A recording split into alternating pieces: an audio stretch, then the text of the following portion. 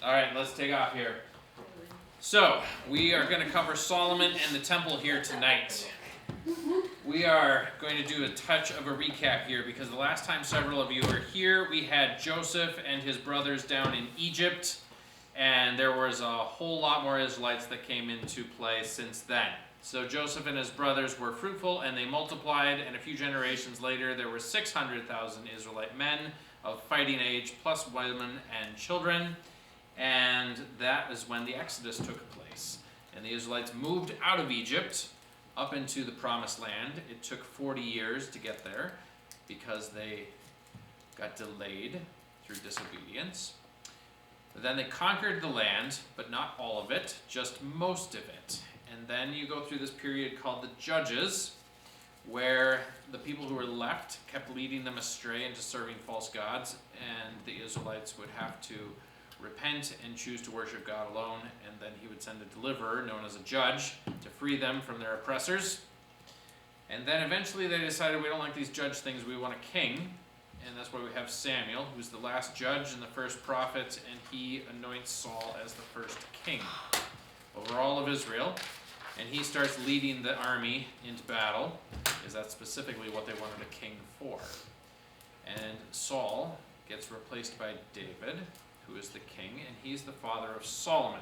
That brings us up to the United Monarchy period where we're at. There are 3 kings that ruled over all of Israel and Judah: Saul, David, and then Solomon. And next week we will start looking at the divided monarchy, when the kingdom divides into 2 different kingdoms. And then the week after that is Super Bowl Sunday, which is practically an American holiday, so we're not going to have Foundations for Faith while the Super Bowl is going on. But then we'll come back a week after that, and we'll start going into the dark recesses of the divided kingdom period, which almost no believer ever hears about or knows anything about. And so you'll get to hear it all from me first, or read it in your Bible and then hear about it from me. And that will take us a good chunk of the way through April, actually. And if you thought the drama was big in Genesis, dude, this is next level. Yeah, this is next level. It's literally drama. Game of Thrones. Yep. Oh. Yep, it's Game of Thrones level drama. Well said, Micaiah. So, Solomon and the temple. Solomon's reign is recorded in the Bible in 1 Kings 1 through 11 and also 2 Chronicles 1 through 9. Those 2 books overlap a fair amount, as you're going to find over the next several weeks, but they are not identical. You have similar source material. Both of them cite the annals of the kings of Judah and Israel as their sources, and they also have a few other prophets who wrote down records that they used as sources. But they don't actually write the same things down precisely. They have some different material. So you get some deleted scenes in the 2 Chronicles version that didn't make it into 1 Kings and vice versa. Solomon reigns for 40 years, just like his father David, starting in the year 1015 and ending in 975 BC. This is according to James Ussher's timeline, and there's noticeable discrepancies between his timeline at this point and what is commonly put in study Bible notes. So I'm going to give you James Ussher's timeline, and your study Bible will have slightly different numbers. And if you ever want to hear why, I'll have a chronology conversation with you at some point in time, but I'm not going to do that in class precisely. Solomon is known mostly for building the temple, which was a long period of construction, 7 years. His father David was the one who came up with the idea of building the temple. Up to that point, the priest served in a tent known as the tabernacle. That's what Moses set up in the wilderness. They established that tabernacle in Shiloh. David brought the Ark of the Covenant down to Jerusalem, but the tabernacle itself was still sort of functional up in Shiloh. And that's where the burnt offerings were always offered. But David had this vision to build a temple. God told him not to do it. Your son is going to do it. And so David stored up all the bronze, all the stone, all the wood, everything that would be necessary, got the architects to make up the plans, had a design so that his son Solomon, even though he was young, could just simply say, let's build it, boys, and they could go ahead and start doing that. And it is dedicated to the Lord in the fall of 1004 BC, And this is a very powerful dedication because the glory cloud of the Lord appears in a visible cloud to all of Israel. It fills the temple, and the priests are unable to enter the temple to be able to burn the incense altar because of the presence of the Lord. Now, I don't remember if I had you read the full description of that. Was it in there? It was in there. All right. Instead of recounting that verbally, I actually found a video on YouTube that gives a really good illustration. So we're going to do a video rendition of the temple. And this will take 7 to 10 minutes or so. Yep, go ahead, Micaiah, you can get it ready. It is on the next slide. In theory, you can just hit a play button or something. And hopefully it's loud enough coming through there.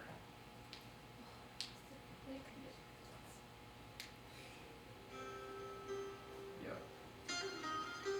And it came to pass in the 480th year, after the children of Israel were come out of the land of Egypt, in the 4th year of Solomon's reign over Israel, that he began to build the house of the Lord. And the house which King Solomon built for the Lord, the length thereof was 80 cubits, and the breadth thereof 20 cubits, and the height thereof 30 cubits. And the porch before the temple of the house, 20 cubits was the length thereof, according to the breadth of the house, and 10 cubits was the breadth thereof before the house. And for the house he made windows of narrow lights. And against the wall of the house he built chambers round about, 5 cubits high, and they rested on the house with timber of cedar. The nethermost chamber was 5 cubits broad, and the middle was 6 cubits broad, and the third was 7 cubits broad. For without in the wall of the house he made narrow rests round about, that the beams should not be fastened in the walls of the house. The door for the middle chamber was in the right side of the house, and they went up with winding stairs into the middle chamber, and out of the middle into the third. And the house, that is, the temple before it, was 40 cubits long. And the oracle in the forepart was 20 cubits in length, and 20 cubits in breadth, and 20 cubits in the height thereof. And within the oracle he made 2 cherubims of olive tree, each 10 cubits high. And he set the cherubims within the inner house, and they stretched forth the wings of the cherubims, so that the wing of the one touched the one wall, and the wing of the other cherub touched the other wall, and their wings touched one another in the midst of the house. And he carved all the walls of the house round about with carved figures of cherubims, and palm trees, and open flowers, within and without. And the whole house he overlaid with gold, until he had finished all the house. And for the entering of the oracle he made doors of olive tree. The lintel and side posts were a 5th part of the wall. So also made he for the door of the temple posts of olive tree, a 4th part of the wall. And the 2 doors were of fir tree. The 2 leaves of the one door were folding, and the 2 leaves of the other door were folding. And he carved thereon cherubims and palm trees and open flowers, and covered them with gold fitted upon the carved work. And Solomon made all the vessels that pertained unto the house of the Lord, the altar of gold, and the table of gold, whereupon the showbread was. And the candlesticks of pure gold, 5 on the right side, and 5 on the left, before the oracle, with the flowers and the lamps, and the tongs of gold. And he set up the pillars in the porch of the temple, and he set up the right pillar, and called the name thereof Jachin. And he set up the left pillar, and called the name thereof Boaz. And upon the top of the pillars was lily work. So was the work of the pillars finished. And he made a molten sea, 10 cubits from the one brim to the other. It was round all about, and his height was 5 cubits, and a line of 30 cubits did compass it round about. It stood upon 12 oxen, 3 looking toward the north, and 3 looking toward the west, and 3 looking toward the south, and 3 looking toward the east. And the sea was set above upon them, and all their hinder parts were inward. And it was an handbreadth thick, and the brim thereof was wrought like the brim of a cup, with flowers of lilies. It contained 2,000 baths. And he made 10 bases of brass, 4 cubits was the length of one base, and 4 cubits the breadth thereof, and 3 cubits the height of it.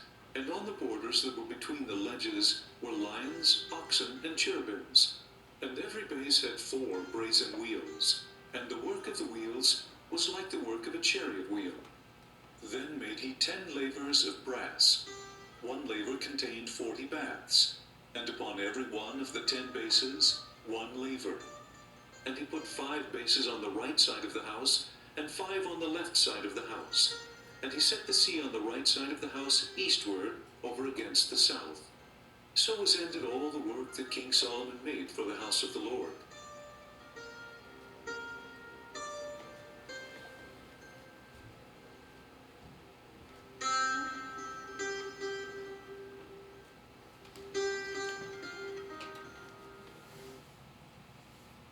Alright. We get on to our next slide, Micaiah. There we go. So I find the visual of what the temple was like is a lot easier to track with than just the written description. So that is roughly what the temple was like. And that is an upgrade from the tabernacle, because the population was substantially larger. The tabernacle was a tent. And the tabernacle was a tent. Now Solomon was chiefly known for his wisdom. He asked for wisdom at the beginning of his reign, and we find this in 1 Kings 4:29. He doesn't ask for wealth, he doesn't ask for long life or the destruction of his enemies, and God commends him for that and gives him wisdom, but also wealth and long life and the destruction of his enemies. So it came all in as a package deal. His wisdom is first shown as he discerns the mother of the live baby. Did we read that story in the readings? Yep. Yes. 2 prostitutes, 1 live baby, 1 dead baby, and he figures out how to demonstrate which one is the real mother. So the people from all over the world end up coming to listen to Solomon's wisdom, one of whom is the Queen of Sheba, and she's coming from the area of modern-day Yemen, which might actually, which would be on the southern side of the Arabian Peninsula. Is she the one who lifted up her skirt? Yes, the Queen of Sheba thought she was having to walk through water to get to Solomon, and instead of just walking over the top of crystalline glass. And so she lifted up her skirt as she was going into his court and realized, oh, that's not water I'm walking through. So she was the one who did that. So as we mentioned, Solomon wrote an awful lot of the poetry. He wrote the Proverbs, the book of Ecclesiastes, and the book of Song of Songs, which we got a lot of quoted actually today. So he also wrote 2 of the Psalms, Psalm 72 and Psalm 127. Interestingly enough, most of what Solomon composed is not extant. The book of Proverbs only has about 350 or so proverbs, and he says he wrote 3,000 of them. So a lot of his wisdom did not survive. And then his also wrote 1,005 songs, which is much more prolific than what we have preserved in the Psalms. Only 2 of the Psalms are specifically attributed to him, and most of the rest are not. There are some that we don't know who wrote them, so it's possible he wrote some of the other ones, but we certainly don't have 1,000 of them. So he's also really well known for building. And this is kind of interesting in the archaeology, because up until Solomon's reign, most of Israel seems to have lived in tents, not stone houses or built structures in any way, shape, or form. And even after Solomon's reign, you still hear and see references to tents, which imply that the transition did not fully take place. But in the archaeological record, they can see when Solomon's construction projects started going in and started happening, because the layers in the archaeological digs that the Canaanites lived in get burned and destroyed, and that architectural form is completely gone.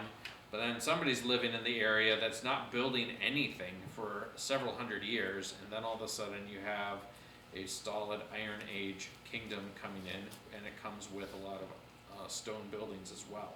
And And so, even in David's day, a lot of Jerusalem was still tents, which is why the Ark of the Covenant was set up in David's backyard in a tent, because everybody was in a tent still.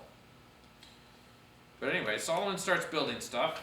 First thing he builds is the temple. That takes 7 years. He also builds a palace for himself, which he calls the Palace of the Forest of Lebanon, because they must have cut down an awful lot of the Forest of Lebanon to make his palace. On top of that, it had lots and lots of pillars, which were made to look like trees. And so walking into his palace, with all the pillars supporting the roof, looked like you were walking into a forest. He built another palace, one for Pharaoh's daughter, who is one of his wives by a treaty. So he made a treaty with the king of Egypt at that time, who was not nearly as powerful as previous kings of Egypt, and got a daughter out of the treaty. He built up supporting terraces around Jerusalem. He built up the wall of Jerusalem, and that's just the beginning of his construction. Once he got building, he liked building, and he started building a wall around Hazor up in the northern part of Israel, a wall around Megiddo in the central part. He rebuilt the city of Gezer and put a wall around it, and then he built store cities. Ellen? Like, when did having multiple wives become like a bad thing, or was that always like a thing that was frowned upon? Yeah, the better question is, when did it become normal? And so, yeah, he has a lot of wives too. We'll get to that here shortly. But I'll answer that question in 2 slides. So that's a good question. He continues building store cities and towns, and he has horse stables that he's got all over the place because he shifted from an infantry-based army to a mobile chariot-based army. Was that forbidden? Having lots of horses was forbidden. Whether 12,000 was a lot of horses or not, it's a good question. Depends on how much Egypt had. Right, depends how many Egypt had. Egypt may have had more. Building wasn't the only thing he did, though. He also had a fleet of trading ships that he sent out from the port at Ezion-Geber, which is right at the northern part of the Gulf of Aqaba and the Red Sea, and he'd send that fleet out, and it'd come back 3 years later loaded with gold and baboons and all kinds of crazy stuff. I want a baboon. Yeah, they bite. I don't think I'd want a baboon. They bite. No, They bite. Baboons scary. do a lot more than bite. Yeah, let's not go there right now. Baboons are messy. Anyhow, he also was the middleman in this amazing trading scheme where he would import horses from Egypt and Q probably being like Cilicia up by Antioch in the New Testament. And so he had them passing through his kingdom, and he would export horses and chariots to the Arameans and to the Hittite kings. So he was the first commodity trader. He was a commodity trader. I don't think he was the first because they did it before him. He was But a commodity trader. he was a commodity trader, and he raked it in money-wise off of this. So as Ellen was alluding to, he had a lot of wives. He had 700 wives and 300 concubines.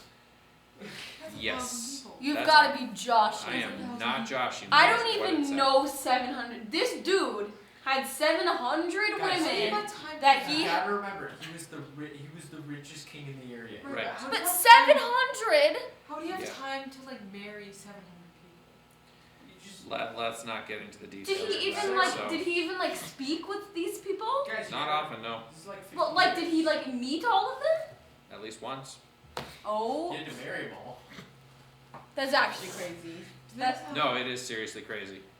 Do they just have like a club where they all meet every week? It's called the harem. They don't all meet, they just live in the They harem. use that word in Hamilton.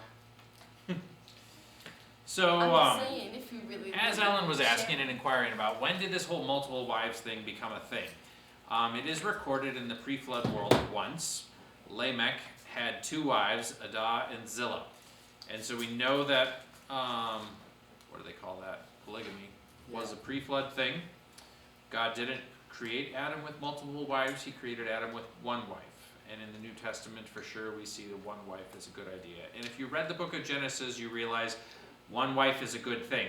Isaac had the least amount of drama in the course of his life. His father Abram had 3 wives, and there was a lot of mess.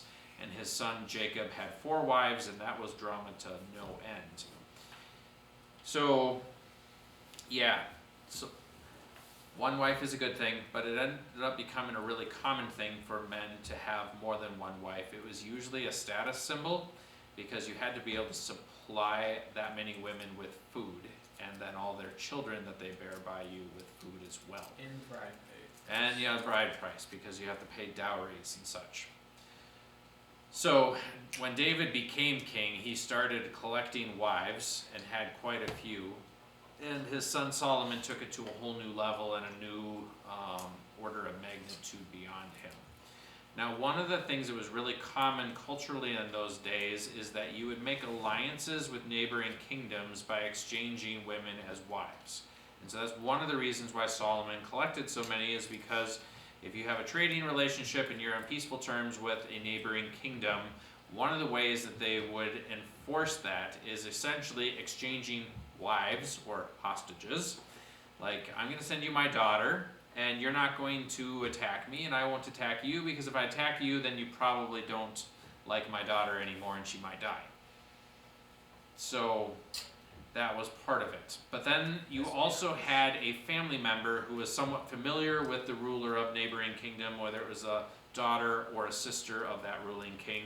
You'd be like, why is he doing such and such? And they're like, yeah, I know him, he's just weird, he does that from time to time. Or, no, I think he's actually going to attack you.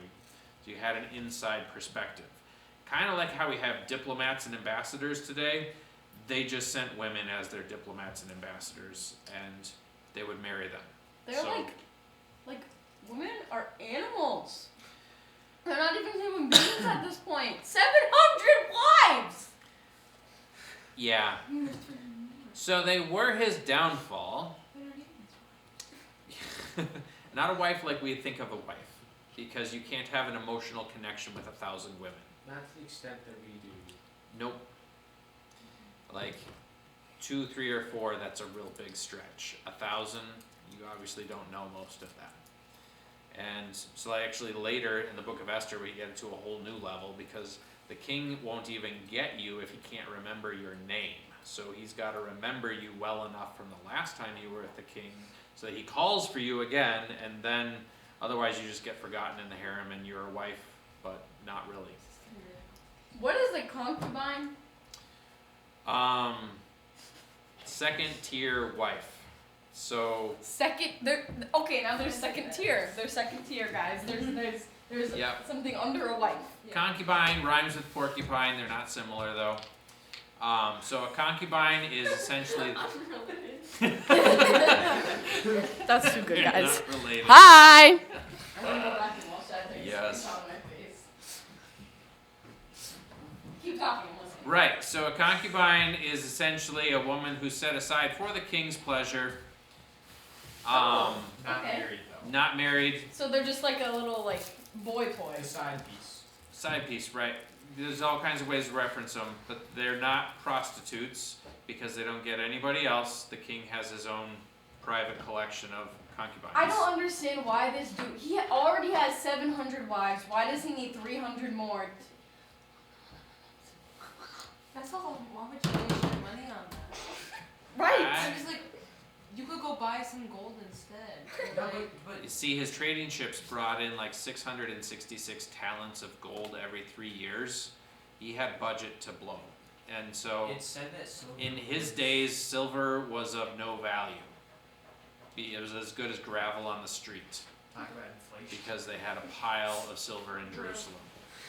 So money wasn't an issue, food was not an issue.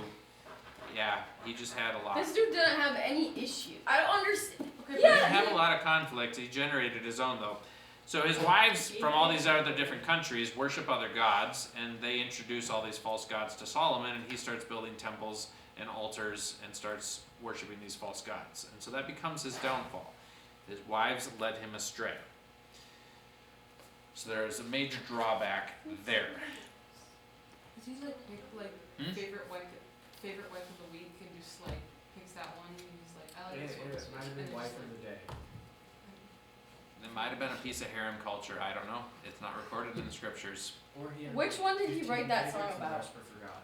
It's thought it might be the Queen of Sheba, but that is a good question. It was which wife was the Song of Solomon written about? Because he seemed like he actually liked that If I one. had Yep, enough he money, really liked that I'd one. buy Yep.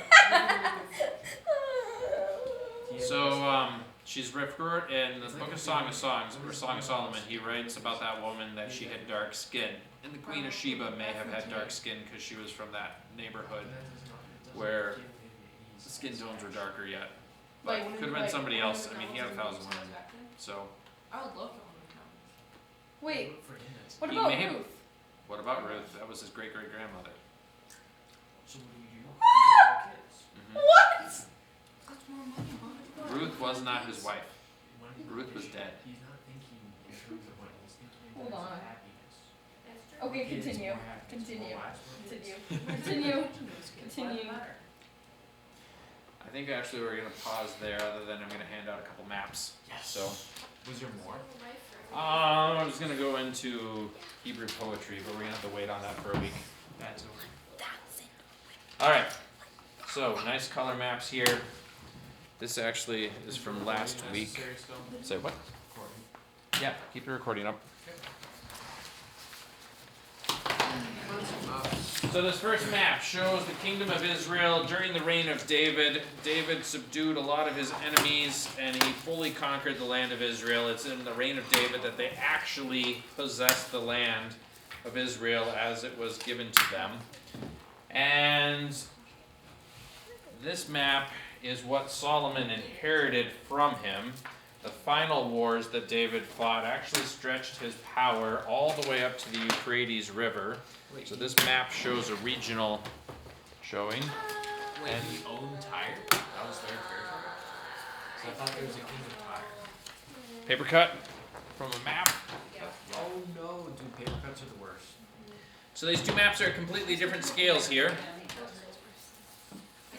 But in the course of all of David's wars, he subdued the Edomites, he subdued the Moabites and the Ammonites and the Philistines and all the Arameans, stretching all the way up to the Euphrates River, which is a good chunk of modern-day Syria today. Tyre and Sidon were on good terms with Israel.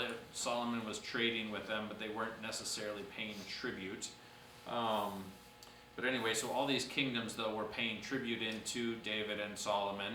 And that was one of the reasons why they were so wealthy, because they were essentially able to tax the foreigners. It would almost be like as if Canada, Mexico, Guatemala, and Nicaragua were sending money to the U.S. Treasury every single year. And we were just making money off of poor Latin American peasants and Canadians. The world doesn't work that way today. That's the way it worked back then. We wouldn't be dead if we did that. Mm-hmm. So I was Fully, listening. truly. Actually, we probably still would. We probably still would Yeah, be. what do you do? That was You the take that reason money and I spend it on other things. Yep.